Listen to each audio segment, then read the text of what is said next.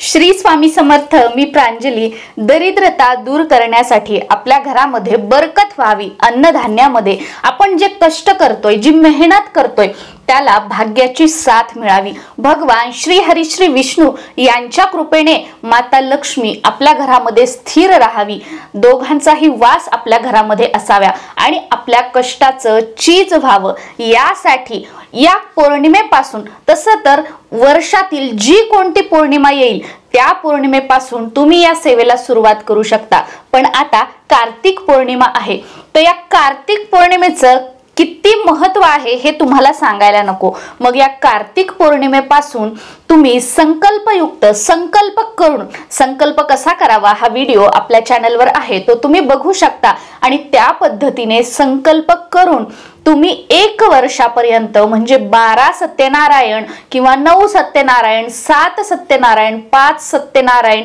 3 सत्यनारायण प्रत्येक पौर्णिमेला घरच्या घरी तुम्ही स्वतः साध्या सोप्या पद्धतीने कसं करू शकता। तुम्हाला सत्यनारायण ज्या दिवशी असतो, पौर्णिमेच्या दिवशी, त्या दिवशी उपवास करायचा का, पूजा मांडणी अगदी साध्या सोप्या पद्धतीने आपल्या घरात जे सामान आहे त्यामध्ये कशी करायची, पूजा कशी करायची, सेवा काय करायची आणि अजून बऱ्याच म्हणजे जे तुमच्या मनामध्ये सर्व प्रश्न आहेत की मला सत्यनारायण करायचं आहे, पण जे सगळे प्रश्न आहेत तुमच्या सगळ्या प्रश्नांची उत्तरं त्यात या व्हिडिओमध्ये तुम्हाला बघायला मिळतील। नक्कीच हा व्हिडिओ बघितल्यानंतर तुम्ही काहीही न आठवता, म्हणजे तुमच्या डोक्यात ते फिट बसेल, तुम्ही कराल, तुम्हाला आठवायचीही गरज पडणार नाही की हे झाल्यावर मला काय करायचंय किंवा ते झाल्यावर मला काय करायचंय। एवढ्या साध्या सोप्या आणि सरळ भाषेत मी तुम्हाला सांगणार आहे। आता सुरुवातीला सत्यनारायण कोण करू शकतं? सत्यनारायण अगदी प्रत्येक जण करू शकतो। माझं लग्न झालेलं आहे, माझं लग्न झालेलं नाहीये किंवा अजून काही आहे, मी ताई आहे, दादा आहे, मुलगा आहे, मुलगी आहे, अगदी प्रत्येक जण सत्यनारायण प्रत्येक पौर्णिमेला आपल्या घरात करू शकतात। याला कोणतंही बंधन नाही की तुम्ही करू शकत नाही किंवा मी करू शकते किंवा मी करू शकत नाही किंवा ते करू शकत नाही। आपण प्रत्येक जण आपल्या घरामध्ये सत्यनारायण करू शकतो। आता सत्यनारायण करायचं कधी असतं? प्रत्येक महिन्याला पौर्णिमा असते, तर प्रत्येक पौर्णिमेच्या दिवशी संध्याकाळी प्रदोष वेळी, प्रदोष काळी आपल्याला सत्यनारायण आपल्या घरामध्ये करायचं असतं। पण काही कारणाने तुम्ही वर्किंग आहात, तुम्हाला संध्याकाळच्या वेळी तुम्हाला वेळ नाहीये, तुम्ही म्हणजे दुपार ते रात्री 12 अशी तुमची ड्युटी आहे, डे नाईट तुमची ड्युटी आहे, तुम्हाला सत्यनारायण करायचं आहे पण संध्याकाळी करतात म्हणून मला ते शक्य होत नाही, मग मी सेवा करायची नाही का? अजिबात नाही। तुम्ही सकाळी सत्यनारायण केला तरीही चालेल। पौर्णिमा तिथी असेल, त्या पौर्णिमा तिथीला तुमच्या वेळेप्रमाणे जर तुम्हाला वेळ नसेल तरीही तुम्ही सत्यनारायण केला तरी चालेल, कारण काहीही न केल्यापेक्षा काहीतरी केलेलं बरं। पण ज्या आपण महिला घरी आहोत, त्या आपण सर्व घरी असणाऱ्या महिलांनी, ताईंनी, दादांनी संध्याकाळी जी प्रदोष वेळ असते त्या वेळेला सत्यनारायण आपल्याला करायचं आहे। आता सत्यनारायण करायचं आहे, मग त्या दिवशी उपवास करायचा असतो का? तर बघा, हे सर्वस्वी आपल्यावर आहे। सत्यनारायण केला म्हणजे उपवास करावा असं कंपल्सरी नाही, पण बऱ्याच जणांकडे बघा की पौर्णिमेचा उपवास असतो, अगदी त्यांच्या सासूबाई किंवा त्यांच्या पूर्ण घराण्यामध्ये केला जातो, तर त्या ताईंनी किंवा दादांनी उपवास केला तरीही चालेल। पण मला सत्यनारायण करायचंय, मग सत्यनारायण केला की उपवास पकडावा लागतो का? असं कोणतंही बंधन नाही। हे सर्वस्वी तुमच्यावर आहे। तुमच्याकडे पकडत असतील तर तुम्ही पकडा आणि धरत नसतील उपवास तर नाही धरला तरीही चालेल। फक्त आपल्याला ही पूजा करायची आहे आणि नॉर्मल जे आपण दुपारी संध्याकाळी जेवतो, सकाळी नाश्ता करतो त्या पद्धतीने नॉर्मल आपल्याला जेवण करायचं आहे। आता सत्यनारायण आपण करणार आहोत, मग नैवेद्य काय करायचा आहे? तर नैवेद्य आपल्याला शिरा करायचा आहे। शिऱ्याचा नैवेद्य हा कंपल्सरी आहे जर आपल्याला सत्यनारायण करायचा असेल तर। सत्यनारायणच्या दिवशी कोणते काही नियम आहेत का, हे आहेत का, ते आहेत का, असं नियम कोणतेच नाही। पण आपण जर ब्रह्मचर्याचं पालन केलं तर खूप उत्तम आहे, असं बंधन नाही की तुम्ही करावं, पण पाळलं तर खूप चांगलं आहे। या दिवशी अर्थातच आता तुम्ही सत्यनारायण करणार तर तुम्ही नॉनव्हेज खाणारच नाहीयेत, पण तुमच्या घरात सुद्धा तुम्ही नॉनव्हेज बनवू नका आणि कोणाला खाऊ देऊ नका, बाकी कोणतंही बंधन नाही। आता तुम्ही संकल्पयुक्त सत्यनारायण करताय, मध्ये तुम्हाला पिरियड्स आले किंवा मध्ये तुम्ही गावाला गेला, मध्ये तुम्हाला सुतक आलं, तर ती पौर्णिमा सोडा आणि पुढच्या पौर्णिमेला जिथे स्टॉप, जसं की समजा तुमचे 5 सत्यनारायण झाले आणि 6व्या पौर्णिमेला तुम्ही गावाला गेले, तुम्हाला पिरियड्स आले किंवा तुम्हाला सुतक आलं, ते सोडून द्या आणि त्याच्या पुढच्या पौर्णिमेपासून डायरेक्ट तुम्ही 6वा सत्यनारायण म्हणून पकडा. परत सुरुवातीपासून सुरू करण्याची गरज नाही. आलं अगदी साधं आणि सोपं हे गणित लक्षात. आता आपण पूजा कशी करायची ते बघूया. पूजेसाठी आपल्याला एखादा चौरंग किंवा एखादा पाट तुमच्या घरामध्ये जिथे कुठे मोकळी जागा आहे तिथे आपल्याला ठेवायचं आहे. सुरुवातीला फरशीवर स्वस्तिक काढून घ्यायचं. त्या स्वस्तिकामध्ये 4 टिंब आणि हळद कुंकू वाहून घ्यायचं. त्याच्यावर पाट किंवा चौरंग ठेवायचा. त्याच्यावर एखादं पिवळं कापड किंवा लाल कापड अंथरायचं. तसं तर सत्यनारायण म्हणजे बघा भगवान श्री हरी श्री विष्णूंचे अवतार आहेत, म्हणून भगवान श्री हरी श्री विष्णूंना पिवळा रंग अतिशय प्रिय आहे. तर तुम्ही पिवळं वस्त्र म्हणजे पिवळं जे आपलं ब्लाउज पीस असतं ते अंतरलं तर खूप छान, नाही तर लाल अंतरलं किंवा कोणतंही तुमच्याकडे जे असेल ते तुम्हाला अंथरायचं आहे. त्यानंतर आपल्याला या पूजेसाठी लागणार आहे सत्यनारायण भगवानांचा फोटो. जिथे पूजा साहित्य मिळतं तिथे इझिली सत्यनारायण भगवानांचा फोटो मिळून जातो आणि खूप काही महाग सुद्धा नसतो. सत्यनारायण भगवानांचा फोटो आपल्या घरात असणं हे खूप चांगलं आहे, त्याच्यामुळे तो असायला हवा. पण आता तुमच्याकडे सत्यनारायण भगवानांचा फोटो नाहीये, मग ताई आम्ही कसं करायचं? तर पुढे पूजामध्ये मग मी तुम्हाला सांगते की नसेल तरी सुद्धा आपण सत्यनारायण करू शकतो. कशा पद्धतीने आपण पुढे बघणारच आहोत, पण असेल तर खूप उत्तम. पण आज तुम्हाला आता उद्या पौर्णिमेला करायचं आहे पण सत्यनारायण भगवानांचा फोटो नाही, मग मी करायचं नाही का? तुम्ही करा. सत्यनारायण फोटो नसेल तरीही तुम्ही हा जो सत्यनारायण आहे तो करा आणि पुढच्या पौर्णिमेपर्यंत फोटो जो आहे तो तुम्ही घेऊन येऊ शकता. आता सुरुवातीला कोणतीही पूजा, कोणतंही व्रत, कोणतंही वैकल्य आपण अग्निदेवतेच्या साक्षीने करत असतो. त्यामुळे सुरुवातीला दिवा आपल्याला लावायचा आहे. दीप प्रज्वलित करून घ्यायचा. आपण चौरंग मांडला, कपडा टाकला की दिवा लावून घ्यायचा. त्यानंतर आपल्याला सत्यनारायण भगवानांचा फोटो असेल तर भिंतीला चिकटवून मध्यभागी चौरंगावर फोटो ठेवायचा. फोटोच्या समोर आपल्याला खाली गव्हाची रास टाकायची आहे. अगदी तुम्ही 1 वाटी किंवा 2 वाटी किंवा 5 मुठी या पद्धतीने गव्हाची रास टाकायची आहे आणि त्या राशीवर थोडंसं हळदी कुंकू वाहून घ्यायचं आणि त्याच्यावर आपल्याला एक तांब्याचा तांब्या ठेवायचा आहे.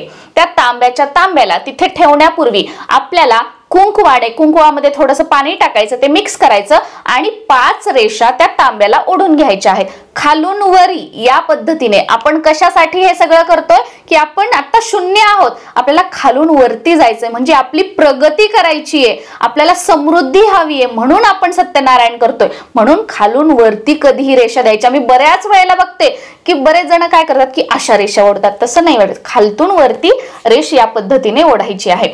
रेषा ओढल्यानंतर समोर एक स्वस्तिक काढायचं आणि मग 5 ज्या रेषा आहेत त्या आपल्याला ओढून घ्यायच्या आहेत. तो आपण कलश म्हणजे तो तांब्याचा तांब्या ठेवला आहे. आता तांब्याचा तांब्या नसेल तर तुम्ही स्टीलचा तांब्या घेतला तरीही चालेल, पण तांब्याचा तांब्या असेल तर खूप उत्तम, कारण पूजेसाठी आपण तांब्याचा तांब्याच वापरत असतो कलशासाठी.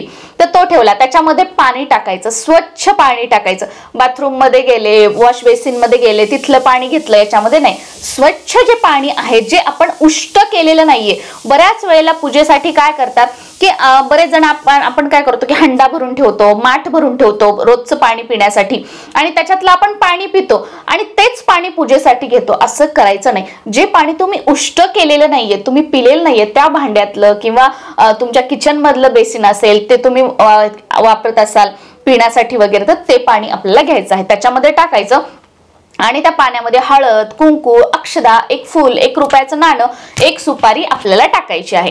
हे पाण्यामध्ये टाकलं. आता तुम्हाला हा प्रश्न येईल की याच्यामध्ये आपण 1 रुपयाचं नाणं टाकलं, सुपारी टाकली, मग प्रत्येक पौर्णिमेला नवीन सुपारी घ्यायची का, नवीन 1 रुपया घ्यायचं का? तुमच्या मनावर आहे. हाच 1 रुपया, हीच सुपारी तुम्ही सत्यनारायण झाला दुसऱ्या दिवशी पूजा उचलली की त्या दिवशी तुम्ही बाजूला ठेवू शकता आणि पुढच्या पौर्णिमेला किंवा जेवढे पौर्णिमा तुम्ही सत्यनारायण करणार आहात तेवढ्या पौर्णिमेला कलशामध्ये हीच सुपारी आणि हाच 1 रुपया वापरला तरीही चालेल. आणि तुम्हाला वापरायचा नसेल तर सुपारी जी आहे ती तुम्ही आपण ठेवू शकतो, परत कधी वापरायची असेल तर वापरू शकतो किंवा निर्माल्यामध्ये टाकू शकतो. आणि जो 1 रुपया आहे तो तुम्ही रोलिंग करू शकता, म्हणजे खर्च करू शकता किंवा कुठे अजून त्याच्यामध्ये पैसे ऍड करून दानपेटीमध्ये टाकू शकता. सर्वस्वी तुमच्यावर आहे. दोन्हीही ऑप्शन मी तुम्हाला दिलेले आहेत. आता आपण त्यानंतर या कलशावर आपल्याला नागवेलीची, ज्याला आपण खाऊची पानं म्हणतो किंवा ज्याला विड्याची पानं म्हटली जातं, तर ते 5 पानं ठेवायचे आहेत, विड्याचे पानं. आता तुमच्याकडे विड्याचे पानं अवेलेबल नाहीयेत, आम्ही ते आणू शकत नाही. मग अशा वेळेला काय करायचं, आंब्याचे डहाळे म्हणजे आंब्याच्या झाडाची 5 पानं ठेवली तरीही चालतात. आता तुम्ही म्हणाल की आमच्याकडे आंब्याचीही नाहीये, नागवेलीचीही नाहीये, मग नाही ठेवले तरीही चालतील, पण आणण्याचा प्रयत्न करा. आपण करतोय ना, मग अगदी मनापासून भक्तिभावाने करा. या सेवेने, या उपायाने भलं आपलंच होणार आहे. त्याच्यामुळे आपला 100% द्या आणि ही जी पूजा आहे ती करा. ते ठेवल्यानंतर त्याच्यावर तांब्याचं जे आपलं ताम्हण असतं, ताम्हण ठेवायचं. तांब्याचं ताम्हण नसेल तर स्टीलची आपली प्लेट असेल ती ठेवायची त्या कलशावर. या कलशावर आपल्याला नारळ ठेवायचं नाही. या कलशावर एक प्लेट ठेवायची आणि त्या प्लेटमध्ये आपल्याला तांदूळ टाकायचे आहेत. आणि त्या तांदूळामध्ये आपल्या प्रत्येकाच्या देवघरामध्ये असतो तो म्हणजे बाळकृष्ण असतात. तर त्या बाळकृष्णांना त्या तांदूळामध्ये कलशावर जी प्लेट ठेवलेली आहे त्याच्यामध्ये ठेवायचं आहे. ही झाली साधी सोपी आपलं सत्यनारायण भगवान आणि पुढचा कलश. आता याच्या पुढे काय करायचं आहे आपल्याला, 2 पानांचा एक विडा म्हणजे हे एक नागवेलीचं पान, हे एक नागवेलीचं पान, हे एकावर एक ठेवायचं. देठ तोडायचं नाही. आणि 2 पानांचं एक पान, 2 पानांचं एक पान, 2 पानांचं एक पान, असे 3 जोड्या घ्यायच्या. नागवेलीच्या पानांच्या 3 जोड्या घ्यायच्या. आपल्या आता समोर माझ्या सत्यनारायण पूजा मांडलेली आहे आणि मी इथं बसलेली आहे.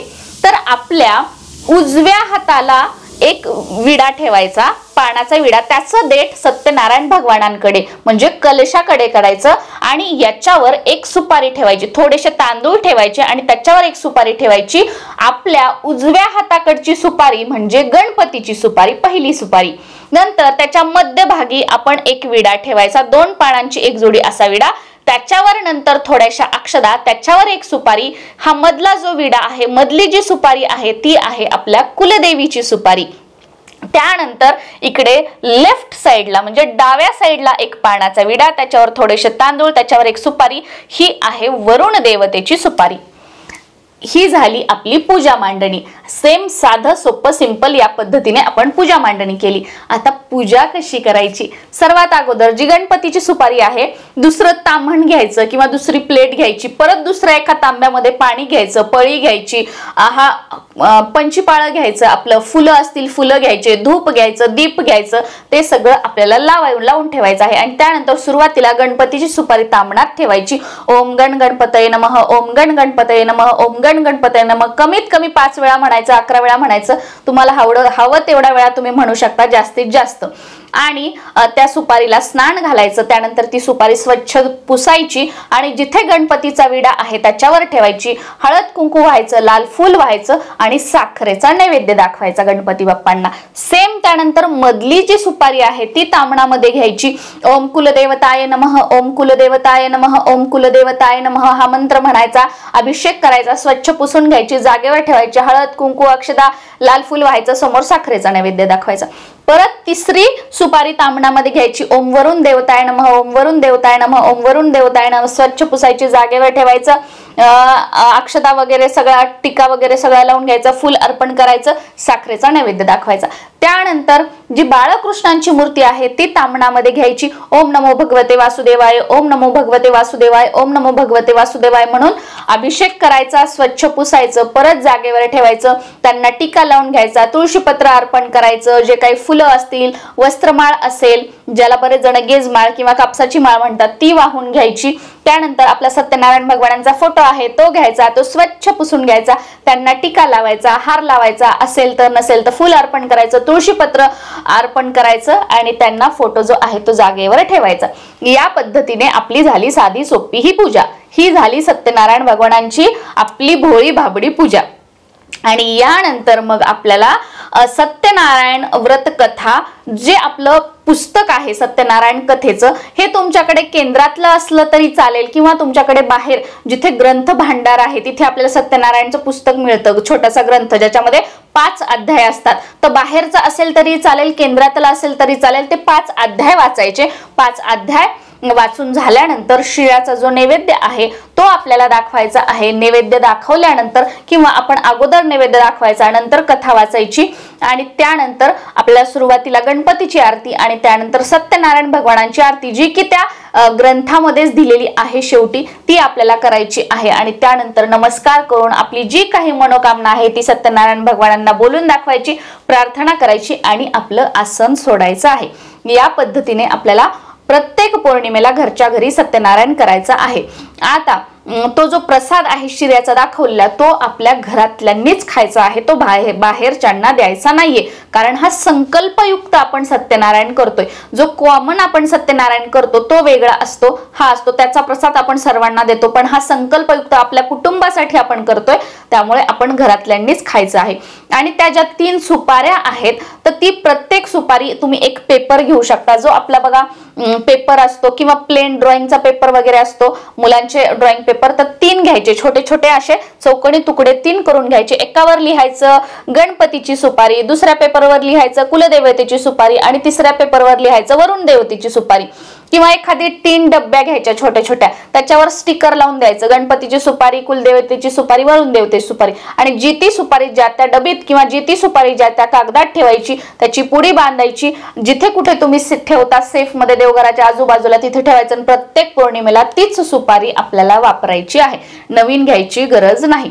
तर या पद्धतीने आपल्याला सत्यनारायण करायचं आहे। आणि जो कलशाखालचे जे गहू आहेत ते आपल्याला आपलं जे साठवणीतलं धान्य आहे त्यामध्ये टाकायचे आहेत, जे तांदूळ आहेत ते साठवणीतल्या तांदूळामध्ये टाकायचे आहेत। याने आपल्या घरामध्ये बरकत होईल आणि आवर्जून या दिवशी म्हणजे बाळकृष्णांचा जी आपली मूर्ती ठेवली आहे देवघरातली त्यांना सत्यनारायण भगवानांना दक्षिणा कमीत कमी 11 रुपये तरी आपल्याला ठेवायची आहे आणि ती दक्षिणा परत तुम्ही एखाद्या मंदिरामध्ये तुम्ही दानपेटीमध्ये टाकू शकता। प्रत्येक पौर्णिमेला नवीन दक्षिणा ठेवायची आहे, तीच आपल्याला ठेवायची नाहीये।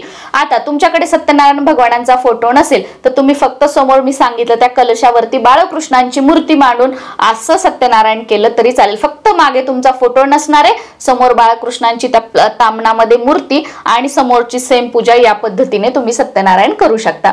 आय होप तुमच्या सगळ्या प्रश्नांची उत्तरं तुम्हाला मिळाली असतील। व्हिडिओ थोडा मोठा झाला आहे पण मी अगदी सगळ्या प्रश्नांची उत्तरं सविस्तर तुम्हाला दिलेली आहेत। श्री स्वामी समर्थ।